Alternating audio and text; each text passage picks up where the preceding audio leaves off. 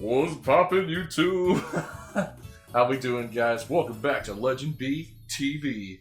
And my God, my me can dance. Damn, Drake who? Alright, welcome back to it, y'all. Today is a very special video. Today has been 5 freaking years since I started my official solo venture as an independent artist. And I wanted to kind of just talk about being an independent artist and talk about the challenges, the struggles, and all that. All the while, you'll see some gameplay here. We got random freaking mushrooms popping out of boxes. We have different gameplay that I've made and stuff like that. You'll see some insane edits made by the most talented tuber on the planet, myself. No, but yeah, I just wanted to have some fun with that, give y'all a little visual spectacle. So if you see Luigi doing some weird stuff he ain't supposed to, like touching dry bones in a wrong way, then you let me know and I'll take care of it. So yeah, about 5 years ago, I decided, it was like during COVID or whatever, and I knew I wanted to sing and stuff like that. A year prior, I started a covers channel, you may know as Covers by Ben Riggle. Back then, my focus had shifted quite a bit from what it is now. Or I should say, yeah, my focus now has shifted quite a bit from what it was.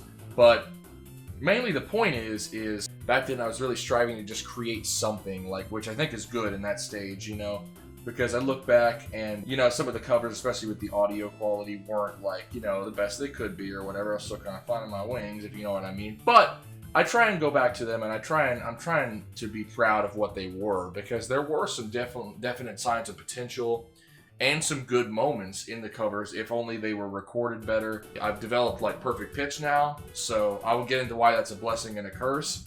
But also, what was I even talking about? Oh my God, it's Super Paper Mario. Oh my God, where they say brah every 5 seconds. If you know, you know. But alright, brah. So ooh, oh my God, it's the freaking, the sexy skier game. Oh my God, from Game Wario. Yeah, I know that because I picked that game. But alright, back to the topic, because you know I gotta just have fun with this, because I just love making anything I do. I just love it so much, including music. So yeah, I just was really striving to create something. I knew I didn't have kind of the technicalities. I've never recorded in an actual studio yet, and I didn't even know up until a couple of years ago that you could just pay a studio to get you studio time. So I was just kind of like doing it at home, and at first I was recording on like a wore down iPhone that had static. You know, there's something wrong with the camera on it. It had like static in the recording, so that's why especially some of those older ones are a little rough in the sound quality. And I also didn't really know about recording sound. I didn't know that, like, I guess, you know, I just was totally learning while I was recording. So any kind of screw ups, I was like, oh Lord, you know. So it was really hard when I would record things, and as one does when they're trying to record, they have to record. So, so as I was recording, I would play it back and I'd be like, oh, this doesn't sound nearly as good as how I sang it. You know, like classic when you record stuff and you're like, damn, it doesn't sound nearly as good as you thought. And it would be really hard because I would struggle to like find a take that I thought was good enough, you know, because I'm used to like these radio quality mixes that I now know takes so much work to get to that point. Nobody sings like you know, obviously nobody sings like they do on the radio, you know what I mean? It is full of reverb, full of EQing, full of editing.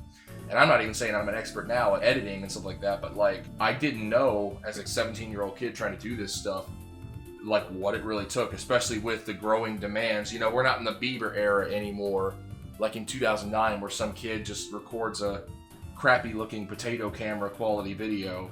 Like, it requires a lot more now, and there's all these like cover videos on TikTok where you have to have like the polished audio and all that stuff, which we'll get into. But at first I was like, you know what? I mean, I just wanted to create something. So like, I think I needed that part to get to where I am today. I need to at least try. And so, you know, I'm like, the cover videos didn't get super big, but you know, at least like it got a few people listening to me. And I think some people still heard the voice throughout all of it, even if the recording quality, and even if sometimes like I would either oversing, because I'm not saying my singing was perfect. It definitely needed some refinement at that point. But now that I know how to record audio a little better, I would sing like a high part, but I wouldn't back away from how close the iPhone was to my voice. So like it would really just either clip or just like sound super unnatural when you got to that part. It would clip, you know, compared to like that. Plus, I was using a video recorder like a video editor, the same editor I used to edit LegendBTV, to edit the vocal mixes. So like it was almost like I was putting the stems there, and I think like there was too many stems on there, and like it wouldn't always time out right. Like the video playback would be weird, and there was just things in those covers that really didn't particularly stand the test of time when it comes to like, oh, what I know now. There's sometimes where I'm like, oh, that's kind of a rookie mistake, but you got to start somewhere. Like, I mean, my main motto is you got to suck at something to get good at it. You got to be okay with, I mean, I'm not saying the covers flat out sucked, but it's also like, you know, everyone starts somewhere, I think, and that was literally just me starting. I was just like, okay, I think I have a good voice, and I mean, I duh, but but it definitely took a little bit of work, like, and that's when I decided that the next part of this video is talking about my venture into this debut song and going to college, which is just quite a lot of me rambling, but it's quite interesting, really. Like in 2020, obviously you guys know about the pandemic. I think most of y'all know. If not, it's like one of those things where the world kind of falls apart for a little bit. The economy is in the gutter and everything like that, and people were obsessed with toilet paper. I don't really know, guys, but you know, let me know. Do you guys know what a pandemic is? Let me know down in the comments. All right. Anyway, I love being stupid. Anyway, like look at Luigi go, man. Yeah, I love this. Luigi playing backwards. Oh my god, I love that. But anyway, going back to 2020. So yeah, you know, it was one of those things where I was creating a lot. I was doing a lot of LegendBTV in 2020, which, you know, was another thing that was like, oh, I was trying to do LegendBTV, I was trying to do TikTok, I was trying to do all these accounts, and I was trying to keep up with everything. And I was also trying to do covers by Ben Riggle, which, you know, it was like one of those things where I just couldn't get like everything done, especially when I started trying to up my production value. Like I bought a mic for covers by Ben Riggle in 2020, and I tried to like do the whole thing where it's like, oh, you edit the audio and you try and like add reverb and stuff, and like I tried that. I wasn't great at it, but at least it sounded a little better in 2020, along with added improvements in confidence, because that's the thing, when you start, you know, you're never confident enough in like, oh, you don't have enough people saying, oh, you're really good yet. So you really just like, to me anyway, I just hope that what I do is good, you know, and I do put a ton of pressure on myself that what I do is not good enough, or all that stuff. And I mean, eventually within this 5 years, as we'll get to when I finally shut up, I have built a ton of confidence in terms of just being able to say, you know what, people are going to think you suck. Because again, Justin Bieber, for example, one of the world's most successful musicians ever. Like, there's thousands of people probably that think he sucks, but, you know, there's also way more that love him and understand, you know, that he's got some bops, and, you know, he definitely has musical talent, and, you know, so there's people that like him too. So, once again, I think one of the main themes throughout this video I'll be showing you guys is, one thing is that, like, it's such a journey and it's such a risk trying to do this. It's a gigantic risk, you know, especially if you grow up where I did in bumfuck nowhere. I'm from Indiana, which is literally like one of the blandest states, maybe aside from Kansas, that you can think of. I mean, no shade to Kansas, but if you live there, I think you know what I mean, but maybe. I digress, so we'll get into that when we get into it. But I decided, you know, in the midst of all the covers, I'm like, well, I need an original song. I need an original song, but don't you need like a studio for that? And it turns out no, because there was a website I used at a certain point in time called soundbetter.com, where it connects you with different producers and they give you deals based on your project. And I was like, oh, sweet. So I could tell them to mix my project and all that stuff. And I could finally get like a debut song out. And I was like, well, I need some sort of instrumental. And I ended up buying one of those like beats or whatever from some like hip hop beat site or whatever, you know. So it wasn't my original idea. Like, I mean, it wasn't my idea for my debut single, Make My Day, which is what this video is about, turning 5 years old, by the way.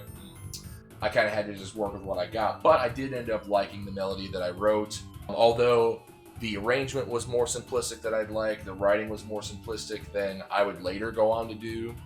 And the vocals definitely weren't as confident as I know I am now. I still definitely look back on it. It's always going to hold a place in my heart. And I think it is a bop. Like, it's like a slow bop, but it definitely builds up in catchiness as the song goes, I think. And it does have a nice hook to it. I really was proud of that, especially in 2020. I think the vocals are nice on it. For the price, I didn't spend too much on the mixing on that song. I think it turned out pretty well for a debut single. So, and I remember the whole story about that. A TikToker I knew from Pennsylvania back around this time, me and her would talk every now and then and stuff like that. He said, your song would get a lot of streams if you include me on the cover or whatever. And I'm like, oh, yeah. So I just, like, I went with that idea because I'm like, more streams. Yeah, more streams. Haven't spoke to this person in a good bit, but yeah, it was her idea, actually, I believe, that she was featured on the cover. So that wasn't my original plan, but it was the first time I ever did, like, a shoot or whatever, and I was like, dang, like, it was a fun time, and it definitely got some positive reception with a lot of room to grow, so that just led the way for future songs. But around that time, obviously that song came out in August of 2020. That was when I started to become a freshman in college, and where it gets really interesting here as the gameplay kind of continues to get more serious, with Luigi just like literally running in circles. What are you doing, my guy? So college was interesting because I went to college, of course, at first for music performance, and I went to this small school in Indiana. I didn't know what to expect, really, but especially being in COVID, had some great professors. Yeah, one of the benefits of being a small school definitely is the professors had more individual attention to pay to each student, so it was great. They could assess kind of where everybody was, what kind of everybody's experience was, because I mean, if you're like me, I mean, I had experience in my high school choir, but like I kind of came in mostly blind, like, I'm like, I just was really wanting to learn this because I love music so much, and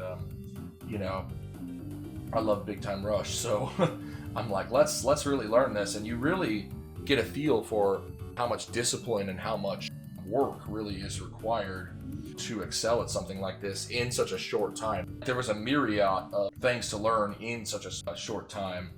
It's like a personal thing where you have to develop that kind of routine, and it's kind of tough when you haven't done that, As the college tenure went on, I would find it a tad difficult in terms of like confidence, because I'm like, at first I thought, man, the worst thing to do is like look like the worst one on stage, and compared to your colleagues, or also just like music was something I loved so much, I just didn't want to fail at it. I was super scared to fail, and I think that actually was kind of a bad, unhealthy mindset, because it's unrealistic, and stuff like that. And it's like failing is good, is what I've learned. I've really kind of matured in terms of my thinking. I'm like, failure is good.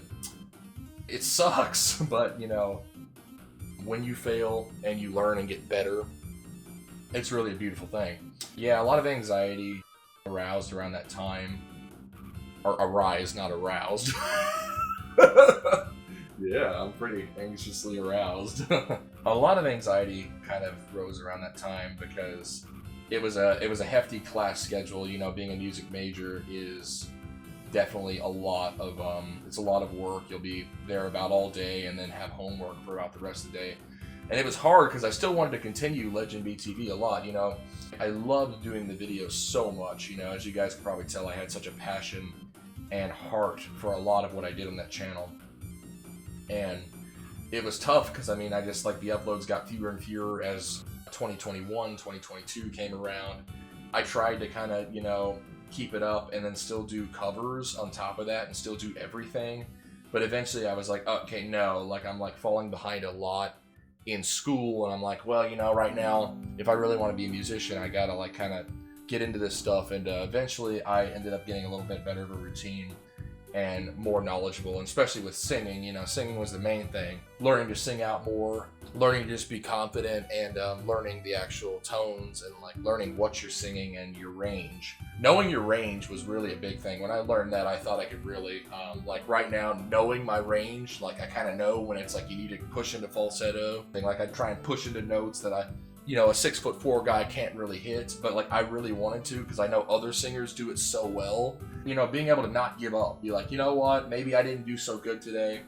Not giving up really is the one thing. But yeah, all throughout 2020 to 2022, it was mostly dipping my feet into all aspects of music, choral, piano, and getting more classically trained in terms of like being able to control breath, you know, breath support and everything like that. All those things are important facets of music that I had to acquire.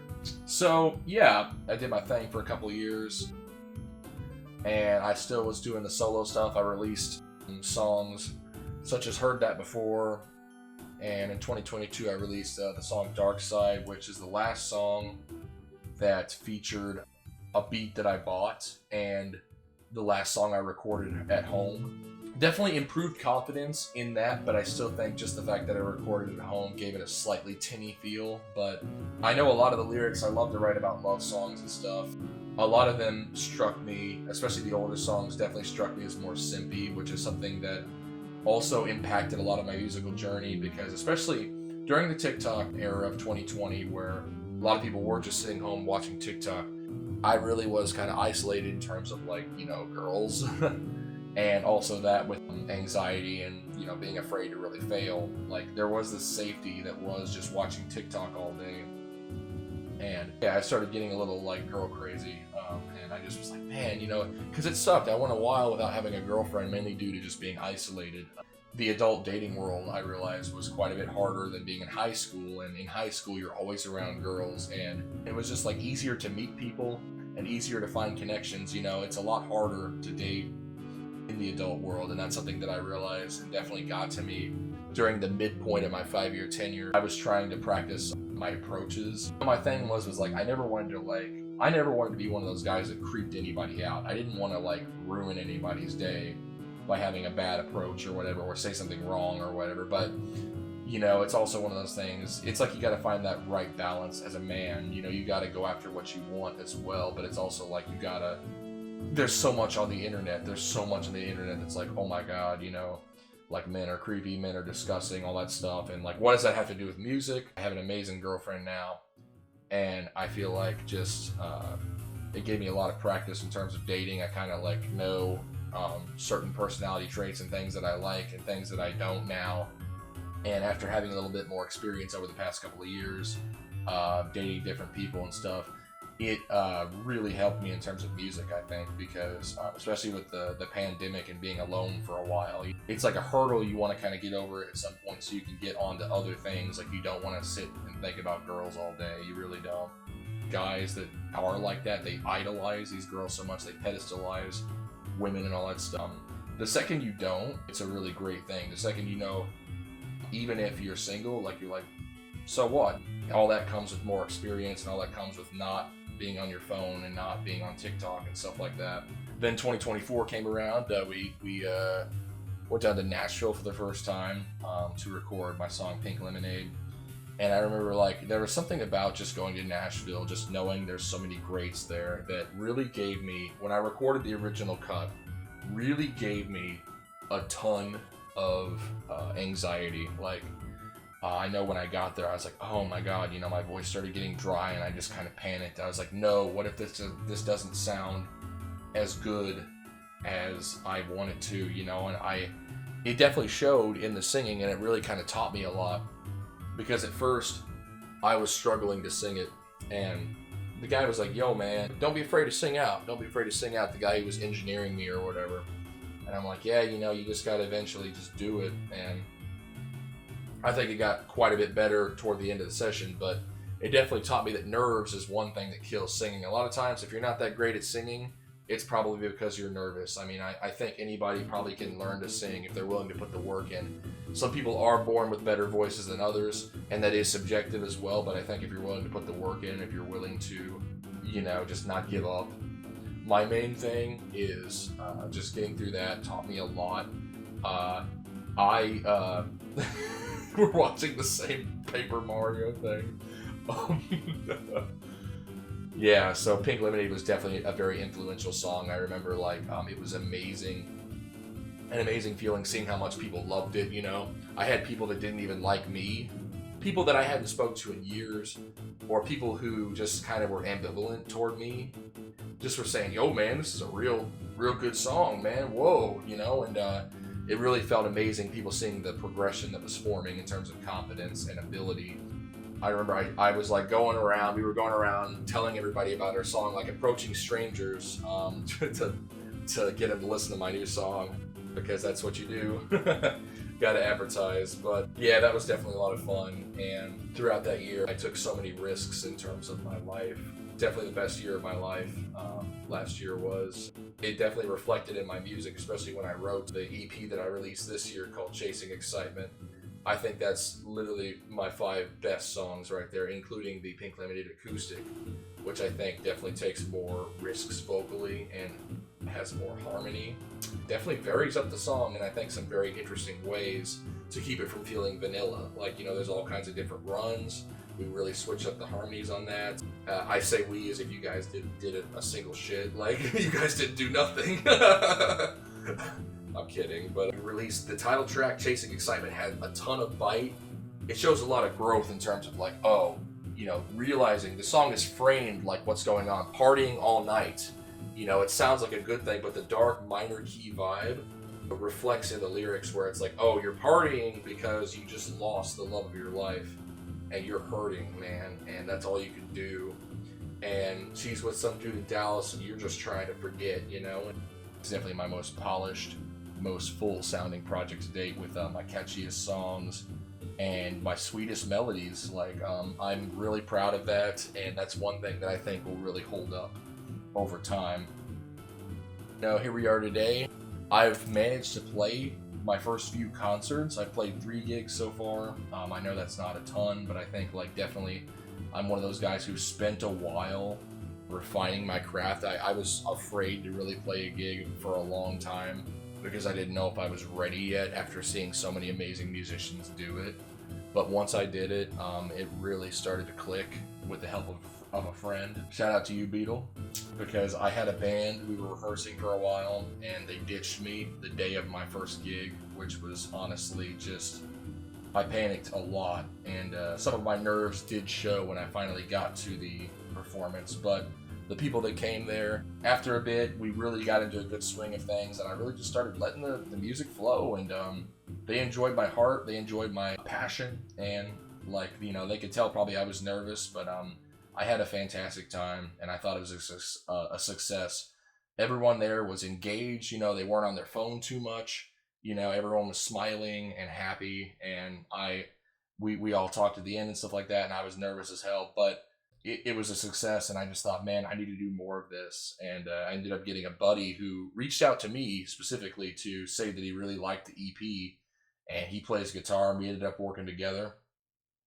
And unfortunately, due to life situations, he didn't bail on me, but like, you know, he didn't bail on me before a gig, but he did, unfortunately. Like, he's got college and a job to work on and stuff, so I'm like, I can understand, you know, his life, you know, you got to look after yourself first. We played 2 more gigs, and I know the 3rd gig was really the best I've done yet. It was at a bar, and I mean, some people I knew were there, which at first I was like, oh God. Sometimes knowing people really makes it a little more difficult, because you're like, oh man, you really got to impress these people that know you, you know? But then it just was like, that one was so fun. The interactivity of a bar crowd versus a coffee shop, which is more like chill. Having a bar to like play your songs in and stuff like that and like sing, it was great. Like, everyone was hooting and hollering and stuff like that, you know, and there was a lot of interactivity, and it was a very, very fun time, and it definitely showed a lot of improvements in my performing skill. It really is all of this music stuff that I think really develops personal growth and your confidence. Like, it really connects to your real life, you know. Like, I feel more confident as a person.